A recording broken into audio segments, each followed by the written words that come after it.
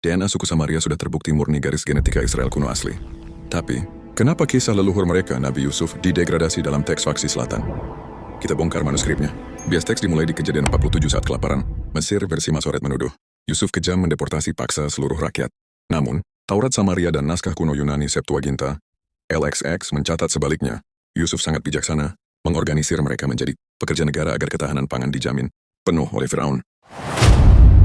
Puncaknya ada pada hilangnya hak kesulungan Yusuf. Fakta hukum asli di kejadian Partiman 22 mencatat, Yusuf resmi menerima porsi ekstra yaitu kota Sikhem, sesuatu yang disamarkan oleh teks Masoret menjadi satu bagian demi mengaburkan klaim legalitas suku Yusuf atas kota suci faksi utara. Tapi sensor ini bocor di Septuaginta, Yunani kuno yang tetap melestarikan nama kota asli, Sikhem. Bagaimana teks bisa dirombak?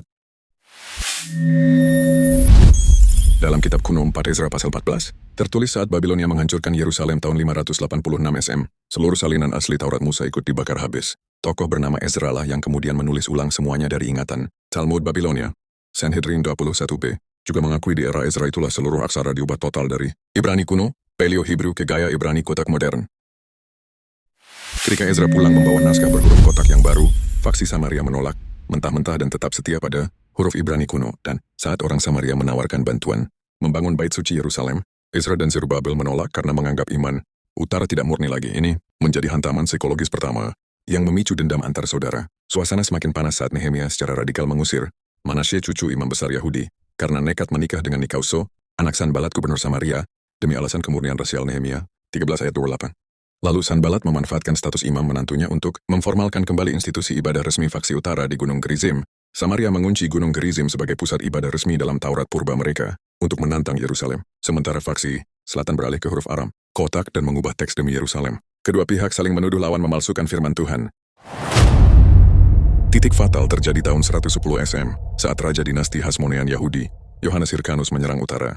Bait suci yang dibangun tahun 5 SM di Gunung Gerizim rata tanpa sisa. Kejahatan perang ini mengunci permusuhan abadi mereka. Perang, teks, dan konflik berabad-abad ini membawa dampak tragis secara demografi.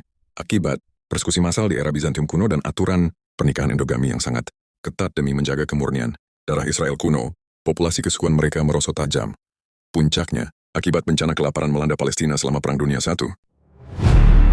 Jadi saat kalian membaca kisah perjanjian baru tentang kebencian, Yahudi Samaria itu bukan cuma soal beda teologi, tapi soal dendam akibat tempat ibadah yang dihancurkan. Gimana menurut kalian? Yuk diskusi sehat pakai data di kolom komentar.